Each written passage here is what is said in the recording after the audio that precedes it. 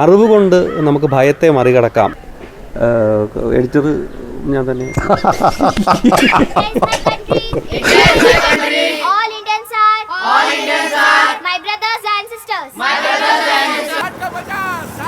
നീ മലയാളിയാണോ? मलयाली नहीं है सर, मेरा बाबा मलयाली है. इन्हें जो अपने बचपन में सिखा है.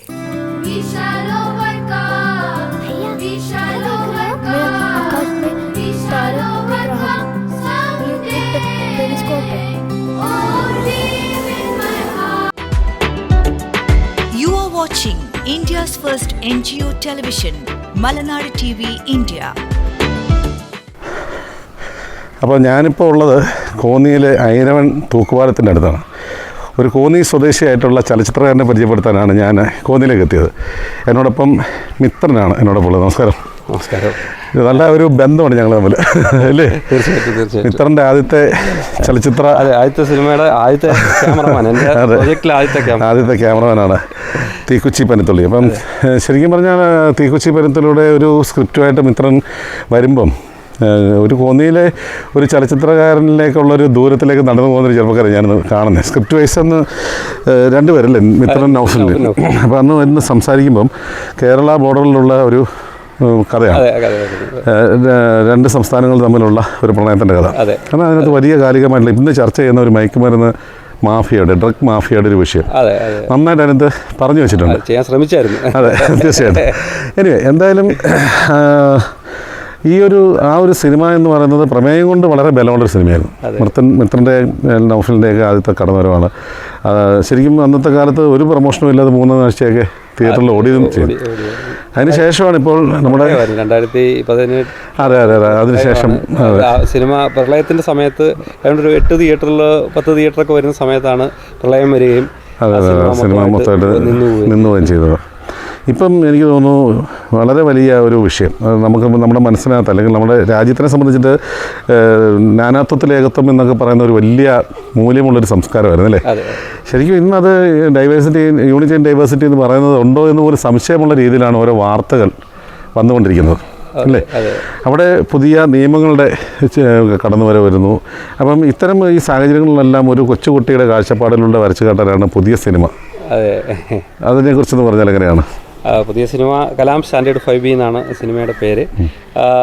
പേര് സൂചിപ്പിക്കുന്ന പോലെ തന്നെ കലാം ഒരു 5ാം ക്ലാസ്സിൽ പഠിക്കുന്ന കുട്ടിയാണ്. എന്നാൽ ഒരു നിരീക്ഷണ ബോധമുള്ള, അവൻ്റെ സറൗണ്ടുകളെ അവൻ സൂക്ഷ്മമായിട്ട് നിരീക്ഷിക്കുന്ന ഒരു കുട്ടിയാണ്. അപ്പോൾ അവൻ്റെ നിരീക്ഷണത്തിലൂടെ അവന് പലതിൻ്റെ ഫൈൻഡിങ്സിൽ അവൻ എത്തുന്നുണ്ട്. അത് അവൻ സംശയമുള്ളത് അവൻ ആൾക്കാരോട് ചോദിക്കുന്നുണ്ട്. അപ്പോൾ നിരന്തരമായിട്ട് ഇതിങ്ങനെ പഠിക്കാൻ ശ്രമിക്കുന്നുണ്ട്. ആ സമയത്താണ് അവരുടെ വീട്ടിൽ അവർ ചിന്തിച്ചാൽ എന്നുവെച്ചാൽ അവർ കൂട്ടിയാൽ കൂടുക എന്ന് പറയുന്നില്ല, അത് പറ്റാത്ത ഒരു പ്രശ്നം വരുമ്പോൾ അവൻ്റെ കഴിവും അവൻ്റെ അറിവും വെച്ചിട്ട് അവൻ അതിനെ മറികടക്കുന്നതാണ്. കാരണം അറിവ് കൊണ്ട് നമുക്ക് ഭയത്തെ മറികടക്കാം എന്നുള്ളത്. തീർച്ചയായിട്ടും. നമുക്ക് ഇത് കുറച്ച് നേരം ഒന്നിരിക്കാം, കാരണം കുറച്ച് കാര്യങ്ങൾ കൂടുതൽ സംസാരിക്കാറുണ്ട്. എന്തായാലും ഓക്കെ. ഇത് കലാം പേര് സൂചിപ്പിക്കുമ്പോഴും പിന്നെ കുട്ടിയുടെ ഒരു ടെസ്റ്റ് കാണുമ്പോഴും അബ്ദുൽ കലാമായിട്ട് എന്തെങ്കിലും സാമ്യമുണ്ടോ? അബ്ദുൽ കലാം അബ്ദുൽ കലാം പോലെ സ്വപ്നം കാണുകയും പഠിക്കുകയൊക്കെ ചെയ്യുന്ന കുട്ടികളെ അങ്ങനെ ഭാവിയിൽ ഒരു പക്ഷേ അങ്ങനെ ഉണ്ടായിരുന്ന ഒരാളായിരുന്നിരിക്കുക നമ്മുടെ മുൻ രാഷ്ട്രപതി എന്നും ഇത് തോന്നുമ്പോൾ എനിക്കങ്ങനെ തോന്നിയിരുന്നു. നന്നായി. അപ്പം മരിച്ചുപോയെങ്കിലും അദ്ദേഹത്തിൻ്റെ ഓർമ്മകളിൽ അദ്ദേഹത്തിൻ്റെ ബാല്യകാലത്തിലേക്ക് ചിലപ്പോഴെങ്കിലും നമ്മൾ ഇതിലൂടെ പോകുന്നുണ്ട്. തീർച്ചയായിട്ടും. ഈ 2 കുട്ടികൾ കലാം, കൽപ്പന എന്ന് പറയുന്ന 2 കുട്ടികളാണ്. അപ്പം അത് കൽപ്പന ചൗളയുമായിട്ടും നമ്മൾ ഏകദേശം അത് നമ്മൾ അവരുടെ വീട്ടിൽ ഇവരുടെ സ്വപ്നങ്ങൾ, ഇവൻ്റെ സ്വപ്നം ഈ ആഷ്നോട്ടാകുക, അതൊക്കെയാണ് അവൻ്റെ സ്വപ്നങ്ങൾ. മോളുടെ സ്വപ്നങ്ങൾ പറയുന്നില്ലെങ്കിലും അവളെ ഇവനൂടെ ഇങ്ങനെ കൈപിടിച്ച് കൊണ്ടുപോകുന്നുണ്ട്. അത് വെച്ചിട്ടാണ് 2 കുട്ടികൾക്കും പേര് നമ്മൾ ഇട്ടേക്കുന്നത്. അതെ, തീർച്ചയായിട്ടും. അപ്പം ഇപ്പം നമ്മുടെ ശരിക്കും പറഞ്ഞാൽ തീക്കുച്ചി പനത്തുള്ളി എന്ന് പറയുന്നത് ഒരു ഒറ്റ ഷെഡ്യൂളിലൊക്കെ പൂർത്തിയായ ഒരു ലോ ബഡ്ജറ്റ് എന്ന് വേണമെങ്കിൽ പറയാം, അല്ലേ, സിനിമയാണ്. പക്ഷേ കലാം ആവശ്യപ്പെട്ടത് വലിയൊരു ക്യാൻവാസ് ആയിരുന്നല്ലോ. തീർച്ചയായിട്ടും. ഈ തീക്കുച്ചിൻ്റെ നമ്മുടെ ഓരോ സിനിമയിൽ നിന്നുള്ള പഠനങ്ങളാണല്ലോ. അപ്പോൾ അത് കഴിഞ്ഞിട്ട് പ്രകാശൻ്റെ മെട്രോ എന്ന് പറയുന്ന മൂവിയായിരുന്നു, സ്ക്രിപ്റ്റ് ക്യാമറ ചെയ്തിട്ടുണ്ടായിരുന്നു. അപ്പോൾ അത് കഴിഞ്ഞ് നമ്മൾ ഈ സ്വന്തമായിട്ടൊരു സിനിമ ചെയ്യുമ്പം കുറച്ചുകൂടെ നമുക്ക് കാലഘട്ടത്തിനോട് അല്ലെങ്കിൽ നമ്മളുടെ ചിന്തകളോട്, ഇപ്പം നമ്മുടെ സ്വതന്ത്രമായ ചിന്തകളോട് നീതി പുലർത്തുന്ന എന്തെങ്കിലും ചെയ്യണം. അപ്പോൾ അതിന് വേണ്ടിയിട്ടുള്ളൊരു സബ്ജക്റ്റിൻ്റെ ഇങ്ങനെ നമ്മൾ അന്വേഷിച്ച് വരികയായിരുന്നു. അതൊരു 19ഓടാണ് ഈ ഒരു സബ്ജക്റ്റ്, 19-20 ഞാൻ ഈ സബ്ജക്റ്റിൽ എത്തുന്നതും എഴുതുന്നതും ഒക്കെ. പിന്നെ നമ്മൾ ഈ പറഞ്ഞ പോലെ എക്സിക്യൂട്ട് ചെയ്യാൻ എടുക്കുന്ന ടൈമാണ് ഈ 24 വരെ വന്നിട്ടുള്ളത്. അതെ. പിന്നെ അതുപോലെ തന്നെ നമുക്ക് ഈ പറഞ്ഞതുപോലെ ശരിക്കും പറഞ്ഞാൽ തീക്കുച്ചി പനിത്തുള്ളി ആയാലും ഇപ്പം കലാം സ്റ്റാൻഡേർഡ് 5B ആണെങ്കിലും ഫ്രെയിമിലേക്കൊക്കെ കടന്നു വരുമ്പം മിത്രനിലൊരു വലിയ ചലച്ചിത്രകാരൻ എന്നുള്ളതിനേക്കാൾ ഒരു ഛായാഗ്രാഹകൻ ഒളിഞ്ഞിരിപ്പുണ്ട്. എൻ്റെ അടുത്തേക്ക് വരുമ്പോഴും അന്ന് എന്നോട് പറയുന്നില്ല ഛായാഗ്രാഹണത്തിൽ എനിക്ക് ഇത്ര സ്കില്ലുണ്ടെന്നൊന്നും പറയുന്നില്ല. പക്ഷേ തികുച്ചി പനത്തുള്ളിയുടെ ബാലൻസ് ഇല്ലേ മിത്രനാണ് അത് ചെയ്തത്. അതുപോലെ തന്നെ നമ്മുടെ കലാമിൽ ഇൻഡിപെൻഡൻ്റ് ആയിട്ട് പൂർണ്ണമായിട്ട് ചെയ്തു. പിന്നെ പ്രകാശിൻ്റെ മെട്രോ അതിനകത്തും നമ്മുടേതായിട്ടുള്ള സ്കില്ല് കാണിച്ചു. അപ്പം ഒരു ഫ്രെയിം ഓറിയൻറ്റഡ് ആയിട്ടുള്ളൊരു ചിന്ത പണ്ടേ ഉണ്ടായിരുന്നു സിനിമയിൽ. അത് ഈ സ്വപ്നങ്ങളായിരുന്നു. ഇപ്പം ചേട്ടൻ്റെ അടുത്തൊക്കെ നമ്മൾ സിനിമയുടെ കാര്യം സംസാരിക്കുമ്പോഴും നമ്മൾ ഈ സ്വപ്നങ്ങളാണ്. ശരിക്കും ജയശേട്ടനാണ് ആദ്യമായിട്ട് ക്യാമറ നമ്മൾ പഠിക്കുന്നത്. തീക്കുച്ചിയാണ് നമ്മൾ തൊട്ടടുത്ത് നിന്ന് നമ്മൾ സിനിമ പഠിക്കുന്നത്. അപ്പോൾ ആ ഫ്രെയിമുകൾ നമ്മൾ ഈ രീതിയിൽ കഥ നമുക്ക് പറയാം എന്നുള്ളൊരു ഇത് തീക്കുച്ചിയായിരുന്നു നമ്മുടെ. എനിക്കത് ഓർമ്മയുണ്ട്. കാരണം ഞാൻ ഒരു ഫ്രെയിം വെച്ചാലും മിത്രബന്ധനം നോക്കിയിട്ട് സംതൃപ്തി ഉണ്ടെങ്കിൽ വളരെ കൂടുതലും നമുക്ക് സംതൃപ്തി വളരെ ഫാസ്റ്റായിട്ട് നമ്മൾ ചെയ്തത്. അപ്പോൾ എൻ്റെ കാഴ്ചപ്പാടും നിങ്ങളുടെ കാഴ്ചപ്പാടും ആ കഥാപാത്രങ്ങളും കഥയുമായിട്ടും ഒക്കെ ബന്ധപ്പെട്ട് വന്നപ്പോൾ ഒരേപോലെ ആയിരുന്നു എന്നുള്ളത് എനിക്ക് കുറച്ചുകൂടെ സ്വാതന്ത്ര്യവും സന്തോഷവും ചെയ്ത് എനിക്ക് ഫ്രെയിമുകളിലെ നമ്മൾ ഈ നാച്ചുറൽ ലൈറ്റുകൾ കൂടുതലും നാച്ചുറൽ സോഴ്സ് ലൈറ്റ് ആയിരുന്നു ഒരു കീ ലൈറ്റ് ആയിട്ട് ഉപയോഗിക്കുന്ന രീതിയിലായിരുന്നു നമ്മൾ ആ പടം ചെയ്തത്. അപ്പോൾ അത് ഞാൻ ഇപ്പോഴും ഇതിൽ നന്നായിട്ട് അത് വന്നിട്ടുണ്ട്. അപ്പോൾ എന്നെക്കുറിച്ച് ഒരു വലിയ സന്തോഷമാണ്. കാരണം എൻ്റെ ഒരു സഹോദരൻ എന്നുള്ള നിലയിൽ സിനിമയെ സമീപിക്കുമ്പോൾ ഇൻഡിപെൻഡൻ്റ് ആയിട്ടാണ് വന്നത്. ഒരു പടം ചെയ്തുകൊണ്ടാണ് വന്നത്. ആദ്യം ഒരു ക്യാമറ മേടിക്കും അല്ലേ, എൻ്റെ സ്ക്രിപ്റ്റ് എഴുതുന്നു. എനിക്കത് സ്ക്രിപ്റ്റ് എഴുതുന്ന സമയത്ത് പോലും പിന്നെ ആ സ്ക്രിപ്റ്റിൽ കുട്ടികളെ എത്തിക്കുന്നതിന് വേണ്ടി ഒരുപാട് ക്യാമ്പയിനുകളും ഒരുപാട് കഷ്ടപ്പെട്ടു. സിനിമയിലേക്ക് മറ്റുള്ളവരുടെ പിന്നാലെ നടന്ന സിനിമ പഠിക്കുന്നതിനോ ഒരു സിനിമയിൽ എൻഗേജ് ആകുന്നതിനോ ഒക്കെ പോകാതെ ഒരു വലിയ സബരി ഉണ്ടായിരുന്നു, നിങ്ങളുടെ സമർപ്പണം ഉണ്ടായിരുന്നു. ആ തീക്കുച്ചിയുടെ കാര്യത്തിലൊക്കെ അതിന് നമുക്ക് ഒത്തിരി കഷ്ടപ്പാടുകളുണ്ടായിരുന്നു. ഇടയ്ക്കൊരു വലിയ അപകടം നടന്നു. എല്ലാം അതിനൊക്കെ മറികടന്നുകൊണ്ട് എന്തായാലും ഫസ്റ്റ് സിനിമ തിയേറ്ററിലെത്തിക്കാൻ ഒരു വലിയ ശ്രമം. തീർച്ചയായിട്ടും അത് നൗഫലും അത് നമ്മളൊരു കൂട്ടായ്മ, ആ ഒരു ഗ്രൂപ്പ് ഇപ്പോഴും സജീവമായിട്ട് നമ്മുടെ കൂടെ തന്നെ ഉണ്ട്. അതൊരു വലിയൊരു ബലമാണ്.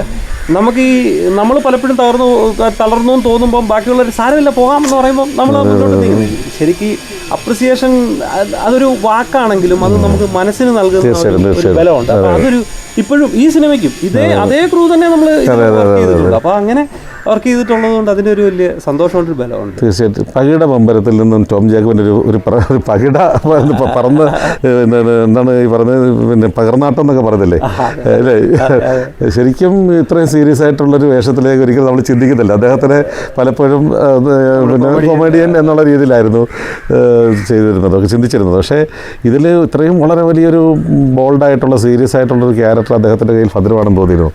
അത് ശരിക്കും ടോം ചേട്ടൻ്റെ കൂടെ ഞാൻ ഇപ്പോഴല്ല, ഞങ്ങൾ 2010 തൊട്ട് സ്ക്രിപ്റ്റ് ചെയ്യുന്നുണ്ടായിരുന്നു. ടോം ചേട്ടൻ്റെ ഈ പകിട പമ്പരത്തിൻ്റെ ഒക്കെ ലാസ്റ്റ് നമ്മുടെ ജീവൻ ടി വിക്കൊക്കെ വേണ്ടിയിട്ട് പിന്നെ ദൂരദർശന് വേണ്ടിയിട്ട് നാടോടി കല്യാണം എന്നൊക്കെ പറഞ്ഞിട്ടൊരു, അപ്പോൾ അതിനൊക്കെ സ്ക്രിപ്റ്റ് ചെയ്യുന്നുണ്ടായിരുന്നു. അപ്പോൾ ടോം ചേട്ടൻ റൂമിൽ വന്ന് ഇതൊക്കെ അഭിനയിച്ച് നോക്കുമായിരുന്നു. അപ്പം നമ്മൾ വെറുതെ ഓരോ സാധനങ്ങൾ ടോം ചേട്ടൻ ഇങ്ങനെ കൊടുക്കുമ്പോഴും പിന്നെ 1-2 PRയുടെ പരസ്യങ്ങൾ വന്നിട്ടുണ്ട്. അപ്പോൾ ടോം ചേട്ടൻ അതിനകത്ത് സീരിയസ് ആയിട്ടുള്ള ഒരു അച്ഛൻ്റെ ഒരു അപ്പോൾ മാനറസ് നമുക്ക് പിടിക്കാൻ പറ്റുമെന്ന് തോന്നലുണ്ട്. അങ്ങനെ വന്നപ്പോൾ നമ്മുടെ ഇതിൻ്റെ ആർട്ട് ഡയറക്ടർ ലിൻഡോയാണ് പറയുന്നത് നമുക്ക് ടോം ചേട്ടനെ നോക്കാതെ. അത് പറയാൻ കാരണം ടോം ചേട്ടൻ ഒരു ഇൻ്റർവ്യൂവിൽ ഒരു മുടിയൊക്കെ വളർത്തിയിരിക്കും, ഞാൻ കണ്ടിട്ടില്ലായിരുന്നു. അപ്പോൾ ലിൻഡോ എന്നെ കാണിച്ചിട്ട് പറഞ്ഞു ഇത് നോക്ക് എന്ന് പറഞ്ഞു. ഞാൻ പറഞ്ഞു ഇത് കറക്റ്റ് ആണല്ലോ. അങ്ങനെ ടോം ചേട്ടനോട് ചോദിച്ചു, അബ്ദുൽ കലാമിന്റെ മുടിയുടെ പാറ്റേൺ കുട്ടിയിലും അച്ഛനും എല്ലാം വേണം റെഫറൻസ്. പക്ഷേ അത് നമ്മൾ പറഞ്ഞിട്ടല്ല, അദ്ദേഹം മുടി വളർത്താൻ തീരുമാനിക്കുന്നത്. എന്തിനാ വളർത്തിയെന്ന് നമുക്കറിയില്ല. ഞാൻ പറഞ്ഞു ടോം ചേട്ടൻ ഈ മുടി വെട്ടിയോന്ന് ആദ്യം ചോദിച്ചേ, ഇല്ലെന്ന് പറഞ്ഞു. ഞാൻ പറഞ്ഞത് വെട്ടല്ലേ.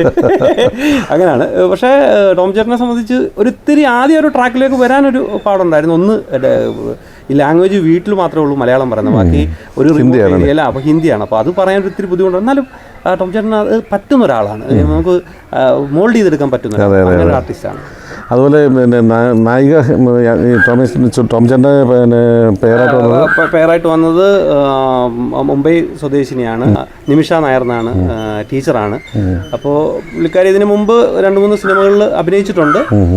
അപ്പോൾ ആ ഒരു എക്സ്പീരിയൻസ് നമുക്കിതിൽ നന്നായിട്ട് ഗുണം ചെയ്തു. കാരണം ഒരു നോർത്ത് ഇന്ത്യൻ ഫീൽ ആണല്ലോ അവരുടെ ഫേസിന്. തീർച്ചയായിട്ടും ആ ഒരു നോർത്ത് ഇന്ത്യൻ കട്ട് പുള്ളിക്കാരിക്കുണ്ട്. അത് ഹെയറിലായാലും അത് ഒരു ഫീല് നമുക്ക് കണ്ടാൽ നമുക്ക് തോന്നുമായിരുന്നു. പിന്നെ നമ്മുടെ മേക്കപ്പ് മാന് അത് നന്നായിട്ട് ആ രീതിയിൽ മേക്കപ്പ് മാൻ മനീഷ് ബാബു ആയിരുന്നു. അപ്പോൾ അദ്ദേഹം നന്നായിട്ട് അത് ആ ഫീൽ കൊണ്ടുവരികയും ചെയ്തു. അതുപോലെ നമ്മുടെ കലാമിലേക്ക് വന്നാൽ കലാമിനെ ഇത് പറഞ്ഞ പോലെ നമ്മൾ ഓഡിഷൻ ഒന്നും അല്ലായിരുന്നു. നമ്മൾ ഈ നമ്മുടെ ജോബി കോന്നി ഉണ്ട്, അദ്ദേഹത്തിനൊരു മറ്റേ നമ്മുടെ ഇതുണ്ട്, ഒരു പേജുണ്ട്.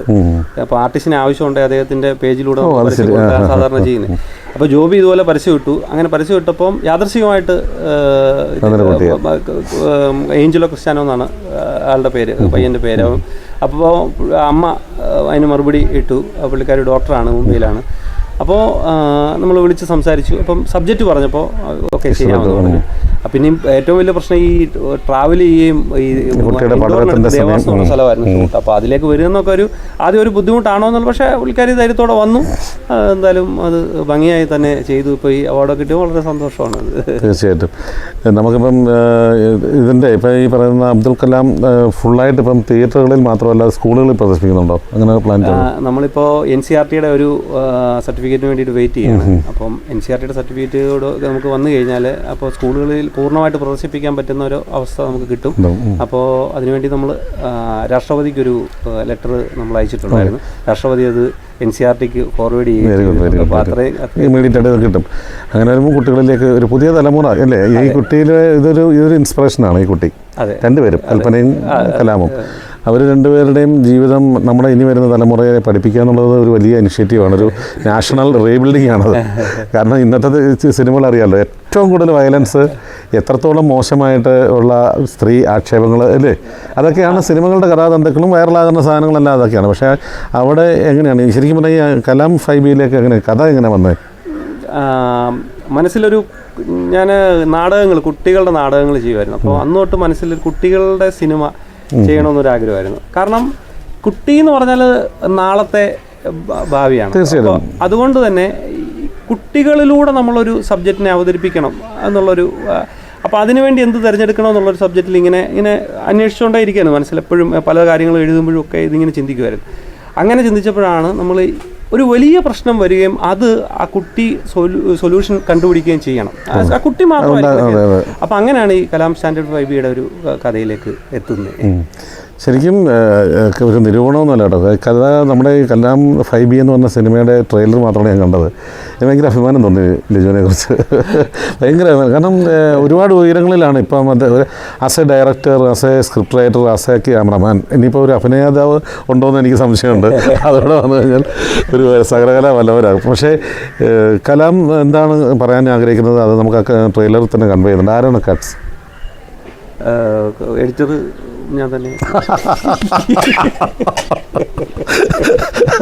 ഞാൻ വിചാരിച്ചു എഡിറ്റർ നമ്മുടെ പഴയ ആൾക്കാരോ അല്ലെങ്കിൽ പുതിയ ആൾക്കാരൊക്കെ ആണ്. ഇതിൽ ചെയ്യാത്ത ഏരിയ ഏതാണ്?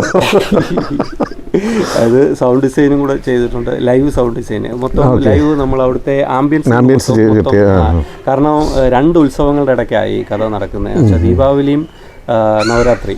അപ്പോൾ ഈ ദീപാവലിയും നവരാത്രിയും കമ്പൈൻ ചെയ്തിട്ടാണ് സിനിമയുടെ ക്ലൈമാക്സിൽ വരുന്നത്. അപ്പോൾ അവിടുന്ന് കിട്ടാവുന്നിടത്തോളം സൗണ്ട് നമ്മൾ അവിടുന്ന് റെക്കോർഡ് ചെയ്ത് മൊത്തം നമ്മൾ ആംബിയൻസുകൾ മൊത്തം ഉപയോഗിച്ചിരിക്കുന്നത് അവിടുത്തെ ട്രഡീഷണൽ പാട്ടുകൾ, അവിടുത്തെ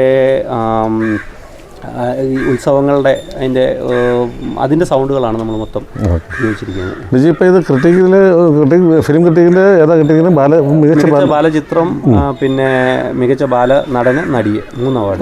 കുട്ടികൾക്കെല്ലാം മേടിച്ചു കൊടുക്കാൻ കഴിഞ്ഞു. തീർച്ചയായിട്ടും അവരുടെ വലിയ. ഞാൻ അതിനകത്തൊരു കഴിവ്, ഒരു സംവിധാനം എന്നുള്ള നിലയ്ക്ക് മിത്രൻ്റെ ആ കഴിവ് ഞാൻ തീക്കൊച്ചി പനന്തുള്ളിൽ കണ്ടാണ്. കാരണം അതിനകത്ത് എനിക്ക് തോന്നുന്നു ഇപ്പോഴും സിനിമ ഞാൻ പലരെയും കാണിക്കാറുണ്ട് യൂട്യൂബിൽ കിടക്കുന്നത്. അപ്പോൾ അതിൽ ഒരാൾ പോലും എക്സ്പീരിയൻസ് ഉള്ള ആളുകൾ കുട്ടികളിൽ ഉണ്ടായിരുന്നില്ല. എല്ലാവരും പുതുമുഖങ്ങളാണ്. പക്ഷേ അവരുടെ ഓരോ ലുക്കും അവരുടെ ബിഹേവിങ്ങും ഇതൊക്കെ എന്ന് പറഞ്ഞാൽ കഴിവ് തികഞ്ഞ, അതിൽ കഴിവുറ്റൊരു മികച്ച ഒരുപാട് സിനിമകൾ ചെയ്തിട്ടുള്ള ആൾക്കാർ ചെയ്ത പോലെയാണ് നമുക്ക് കിട്ടിയിട്ടുള്ളത്. നമ്മൾ തന്നെ ക്യാമറയുടെ പിന്നിൽ നിന്ന് അത്ഭുതപ്പെട്ടിട്ടില്ലേ? അപ്പോൾ അവർക്കൊരു ക്ലാസ്, ഇതിനെന്താ അത്തരം ഒരു ക്ലാസ് ഈ കുഞ്ഞിന് കൊടുത്തിരുന്നു? നമുക്ക് ഈ പറഞ്ഞ നമ്മളുടെ കയ്യിലൊരു, ഇപ്പോൾ നമ്മൾ തീക്കുച്ചിയിലും അത് തന്നെ ഇവരെ കൊണ്ടുവന്ന് നമ്മളുടെ ഒരു മൈൻഡ് സെറ്റിൽ അവരെ ആക്കി കഴിഞ്ഞാൽ പിന്നെ അവരുടെ തലച്ചോറിന് നമുക്ക് കാണാം. അങ്ങനെ കുട്ടികൾ പെട്ടെന്ന് പിണങ്ങുന്നതാണല്ലോ. അപ്പം നമ്മൾ തന്നെ അങ്ങ് ഹാൻഡിൽ ചെയ്ത് കൊണ്ടുപോയി കഴിഞ്ഞാൽ കുഴപ്പമില്ല. അപ്പോൾ അതുകൊണ്ട് ആ രീതിയിൽ തന്നെയാണ് നമ്മൾ എക്സിക്യൂട്ട് ചെയ്തത്. അത് ഈ പെൺകുട്ടി മെലീസ ജിതിൻ എന്നാണ് പെൺകുട്ടിയുടെ പേര്. ആ മോളെ ഞാൻ കാണുന്നത് അവിടുത്തെ ഒരു പ്രോഗ്രാമിന് പോയിട്ട് അവിടെ ഡാൻസ് ചെയ്യുന്ന. അപ്പം മോളുടെ അടുത്ത് ഇങ്ങനെ സംസാരിച്ചു. ഞാൻ പറഞ്ഞു ഇത് ഡയലോഗൊക്കെ ഉള്ളത്, അവൾ കുഞ്ഞാണ്, അപ്പോൾ പറയാൻ പറ്റുമോ? അവൾ പറഞ്ഞു ഞാൻ പറഞ്ഞോളാം എന്ന് പറഞ്ഞു. അപ്പോൾ ഇത് മതി, ഞാൻ പറഞ്ഞോളാം, ഇത്ര കിട്ടിയാൽ ബാക്കി നമ്മൾ പറയിപ്പിക്കാം, അത് കുഴപ്പമില്ല എന്ന് പറഞ്ഞു. എന്നിട്ട് കലാം ചോദിക്കുന്നൊരു ചോദ്യമുണ്ട് ഇപ്പോഴത്തെ പുതിയ നമ്മുടെ ആ ഒരു നിയമത്തെക്കുറിച്ച്. അത് വാട്ട് ഈസ് NRC പറ്റി. അത് CA NRC ഇപ്പം നമുക്ക് പലരും ഇപ്പോൾ ഇത് സിനിമ കണ്ടിട്ടുള്ളവരും ചോദിച്ചാണ് CA NRC ഇതിനകത്ത് ഉൾപ്പെടുത്തണമായിരുന്നോ എന്നുള്ളത് ചോദിച്ചാൽ. കാരണം കുട്ടികളുടെ ചിത്രത്തിനകത്ത് CA NRC പറ്റി ഞാൻ പറഞ്ഞു CA NRC നമുക്ക് 40 വയസ്സുള്ള ഒരാൾക്ക് ഇനിയും കൂടുതൽ പോയാൽ ഒരു 40 വയസ്സുകൂടെ ആയുസ്, എന്നാൽ 1 വയസ്സുള്ളവന് അവൻ്റെ 80 വർഷത്തെ അവരാണ് ഇതിനെപ്പറ്റി ചോദിക്കേണ്ടത്, നമ്മളല്ല ചോദിക്കേണ്ടത്. അപ്പം അത് പറഞ്ഞ് മനസ്സിലാക്കലാണ് CA NRC എന്നല്ല ഒരു നിയമങ്ങൾ എങ്ങനെ. ഇപ്പോൾ ഒരു പ്രശ്നം നമ്മൾ മുഖ്യധാര മാധ്യമങ്ങളായിരിക്കാം നമ്മളൊരു നിയമം ഇങ്ങനെ വന്നു, ഈ നിയമം ഇങ്ങനെയാണ് എഴുതിയിരിക്കുന്നത്, ഇത് ഇങ്ങനെയാണെന്ന് പറഞ്ഞു.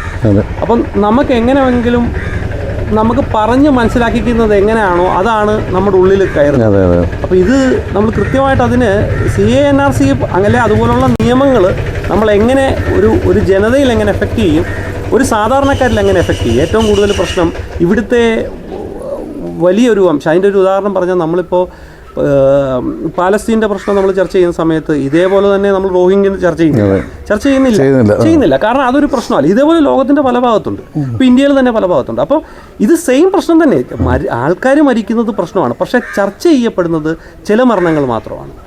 അതെന്തുകൊണ്ടോ അങ്ങനെയാണ് സംഭവിക്കുന്നത്, ലോകത്ത് അങ്ങനെയാണ് സംഭവിക്കുന്നത് എന്ന് പറഞ്ഞതുപോലെയാണ് നമ്മൾ ഈ നിയമങ്ങൾ നമ്മൾ ചർച്ച ചെയ്യുന്ന ഒരു തരം വിഷയങ്ങളായിരിക്കും. അപ്പോൾ അതിൽ നിന്ന് തികച്ചൊരു കുറച്ച് വിഭിന്നമായിട്ട് CA NRC പറ്റി ചർച്ച ചെയ്യാൻ ഉദ്ദേശിക്കുന്ന ഒരു സിനിമയാണിത്. തീർച്ചയായിട്ടും. അപ്പോൾ എന്തായാലും ഈ പറയുന്ന പോലെ വർഗ്ഗസമരങ്ങൾ ഇല്ലേ, പ്രത്യയശാസ്ത്രങ്ങളെ പോലെ തന്നെ വർഗ്ഗസമരങ്ങൾക്ക് പ്രാധാന്യമുണ്ട്. അപ്പം അതിജീവനത്തിന് വേണ്ടിയുള്ള അല്ലെങ്കിൽ സ്വതന്ത്രമായി ജീവിക്കാനുള്ള അവകാശത്തിന് വേണ്ടിയുള്ള സമരങ്ങൾ ഇന്നും തുടരുകയാണ്. അത് അടുത്ത തലമുറ ഫേസ് ചെയ്യേണ്ടത് ഇങ്ങനെയാണ്. അത് നിങ്ങളതിനെ മറികടക്കാൻ പറ്റുമെങ്കിൽ ഇങ്ങനെ ചെയ്യുക എന്നുള്ളൊരു നമുക്ക് മറികടക്കാൻ പറ്റുന്ന ഒരുപാട് കാര്യങ്ങളുണ്ടെന്നുള്ളത് ഒരു കുട്ടിക്ക് അല്ലെങ്കിൽ ഒരു 15 വയസ്സുകാരന് ഇവിടെ ഒരു ഉത്തരവാദിത്വം ഉണ്ട്. അവരെ നമ്മളിത് ഏൽപ്പിക്കണം എന്നാണ് എൻ്റെ അഭിപ്രായം. സ്കൂളുകളിലൊക്കെ ആണെങ്കിലും നമ്മൾ സ്കൂളിലെ രാഷ്ട്രീയത്തെ പറ്റി പല അഭിപ്രായങ്ങൾ പറയുമ്പോഴും ഇവരെ പല കാര്യങ്ങൾ ഏൽപ്പിക്കുകയും അവരെ കൊണ്ട് തീരുമാനം എടുപ്പിക്കുകയും ചെയ്യണം. അതുപോലെ സ്കൂളുകളിൽ സിനിമകൾ കാണിക്കണം, ലോകത്തെ പല ഭാഗത്തെ. ഇതൊരു അറിവിലേക്കാണ് നമ്മൾ തീർച്ചയായിട്ടും ഒരു 1000 പാഠപുസ്തകങ്ങളാണ് ഒരു സിനിമ എന്ന് പറയുന്നത്. തീർച്ചയായും സിനിമ ഇൻഫ്ലുവൻസ് ചെയ്യുന്നുണ്ടോ അതിന്റെ ചർച്ചകൾ നടത്തി അതിന്റെ മയക്കുമരുന്ന് ഉപയോഗിക്കുന്നതിനെ പറ്റി അതില്ലാത്ത സിനിമകളുണ്ട്, നിങ്ങൾ അത് പ്രൊമോട്ട് ചെയ്യുന്നു. ഇപ്പോൾ അതിൻ്റെ ഏറ്റവും വലിയൊരു ഉദാഹരണം, ഇപ്പോൾ ചാനലിൽ ഈ ഒരു നടന് മയക്കുമരുന്ന് ഉപയോഗിച്ചു എന്നുള്ള ചർച്ച കാണിക്കുമ്പോൾ അതിൻ്റെ പരസ്യത്തിൽ ആ ചാനലിൽ തന്നെ വരികയാണ് ആ നടൻ അഭിനയിക്കുന്ന പടത്തിന്. ഇതേ സെയിം ഇത് തന്നെ വയലൻസിനെ ഗ്ലോറിഫൈ ചെയ്യുന്ന സിനിമകൾ അത് വരട്ടെ, നമുക്ക് അതിൻ്റെ പ്രശ്നങ്ങൾ പറയുമ്പോൾ ആ സിനിമയുടെ പരസ്യം ഇപ്പുറത്ത് കാണിക്കുക, സമാന്തര സിനിമകളെ പ്രോത്സാഹിപ്പിക്കപ്പെടണം. അപ്പോൾ തീർച്ചയായിട്ടും നിങ്ങൾ ഇത്തരത്തിലുള്ള സിനിമകളെ പ്രോത്സാഹിപ്പിക്കുക. തിയേറ്ററുകളും അല്ലെങ്കിൽ ഈ പറയുന്ന സംഘടനകളടക്കം മുഖം തിരിച്ച് നിൽക്കുന്നിടത്താണ് മിത്രനെ പോലുള്ള പുതിയ നവാഗത സംവിധായകരുടെ പ്രതിസന്ധി എന്ന് പറയുന്നത്. തീർച്ചയായിട്ടും അത് ഇപ്പം ആദ്യം ചോദിക്കുന്നത് എത്ര പാട്ടുണ്ട്, അതായത് ആർട്ടിസ്റ്റ് അഭിനയിച്ചിരിക്കുന്നു, അല്ലാതെ മിത്രൻ കണ്ട ഇന്ത്യയുടെ ഒരു നേർചിത്രം അടുത്ത തലമുറയെ എങ്ങനെ എനിക്ക് പഠിപ്പിക്കാം, ഇതൊന്നും അല്ല. ആരഭിനയിച്ചിരിക്കുന്നത് അതിൽ ഈ കൊലപാതകയോ കള്ളനോ ഒരു ബാക്ക്ഗ്രൗണ്ട് എന്താണെന്ന് അറിയണ്ട, അവൻ കള്ളുകൂടിയാണോ കഞ്ചാവടിക്കാരനാണോ ഇതൊന്നും അറിയണ്ട. 10, 40, 50 ലക്ഷം രൂപ കൊടുത്തിട്ട് അവരെ അഭിനയിപ്പിക്കാൻ മുറവിളി കൂട്ടുന്ന ഒരു ചാനൽ സംസ്കാരമുണ്ട്. തീർച്ചയായിട്ടും എന്നിട്ട് ഇതിനെ കുറ്റം പറയും. എന്നിട്ട് ഇവരെയൊക്കെ തന്നെ ഓണം, വിഷു, ക്രിസ്മസ് വരും, ഇവരൊക്കെ അതിഥികളായിട്ട് ഇവരല്ല ഇവരെ പറ്റി കുറ്റം. ശരിക്കും പറഞ്ഞാൽ പൊതുജനങ്ങളെ വിഡ്ഢികളാക്കുന്ന തരത്തിലുള്ളൊരു മാധ്യമ സംസ്കാരത്തിനിടയിലാണ് മലനാട് രവി ഇന്ന് മിത്രനെ പോലെയുള്ള ആളുകൾക്കിടയിലേക്ക് ഫോക്കസ് ചെയ്യുന്നത്. ശരിക്കും വളരെ സന്തോഷം. കാരണം എഴുതപ്പെടുന്ന കൃതികൾ മിത്രൻ കണ്ടെത്തുന്ന കാലികമായിട്ടുള്ള പ്രസക്തിയുള്ള വിഷയങ്ങൾ ഇതൊക്കെ രാഷ്ട്രീയമാണ്, രാഷ്ട്രത്തെ സംബന്ധിച്ചാണ് രാഷ്ട്രീയം, അതല്ല കക്ഷി രാഷ്ട്രീയത്തിനല്ല പറഞ്ഞത്. അപ്പോൾ ഞാനിത് ചോദിച്ചു, ഇപ്പോൾ CA ഈ പറഞ്ഞതുപോലെ ചർച്ച ചെയ്യപ്പെടുമ്പോൾ ചില രാഷ്ട്രീയ വ്യക്തികൾക്ക് എതിരാകപ്പെടുമോ അല്ലെങ്കിൽ ചിലർക്ക് കൂടുതൽ പ്രിയതയാകുമോ എന്നുള്ളതല്ല ഇവിടെ ചർച്ച ചെയ്യുന്നത്. ഇവിടെ ചർച്ച ചെയ്യുന്നത് ആ ഒരു വിഷയവുമായി ബന്ധപ്പെട്ട് കുഞ്ഞുങ്ങൾ എല്ലാവരെയും നമ്മൾ ഇഷ്ടപ്പെടുത്താൻ നിന്നാൽ നമ്മൾ ഏതെങ്കിലും വിഷയത്തിൽ നമുക്കൊരു അഭിപ്രായം വേണം. അതിന് പല തെറ്റുകളുണ്ടെങ്കിൽ നമുക്ക് നമുക്ക് ചർച്ച ചെയ്യാം. തീർച്ചയായിട്ടും നമുക്ക് പരിഹരിക്കാൻ പറ്റാത്ത ഇപ്പോൾ യുദ്ധം കൊണ്ട് സമാധാനം ഉണ്ടാക്കാമെന്ന് ചിന്തിക്കുന്നത് ഏതൊരു കാടൻ നിയമത്തിൽപ്പെട്ടതാണ്, കാടൻ ടെറിട്ടറിയുടെ. കാരണം ആനയുടെ ടെറിട്ടറിയിൽ നന്നായി കയറിയാലുണ്ടാകും. കുറച്ചുകൂടെ മനുഷ്യൻ എന്ന് പറഞ്ഞാൽ അവൻ ചിന്തിക്കുന്നവനും ഇത് ചിന്തിക്കാൻ പറ്റുന്നവന്. എൻ്റെ കയ്യിൽ കുറവുകളുണ്ടെങ്കിൽ എനിക്ക് ആ കുറവുകൾ ഞാൻ മനസ്സിലാക്കി, എൻ്റെ കുറവുകൾ മനസ്സിലാക്കി മുന്നോട്ട് വരുന്നതാണ് എൻ്റെ സ്നേഹിതൻ. അപ്പോൾ സ്നേഹിക്കാൻ പറ്റിയാൽ, സ്നേഹം കൊടുക്കാനും വാങ്ങിക്കാനും പറ്റി ഈ പ്രശ്നങ്ങളെല്ലാം, ലോകത്തെ എല്ലാ പ്രശ്നവും പരിഹരിക്കാൻ പറ്റുമെന്നാണ് എൻ്റെ. You are watching India's first NGO television, Malanadu TV India.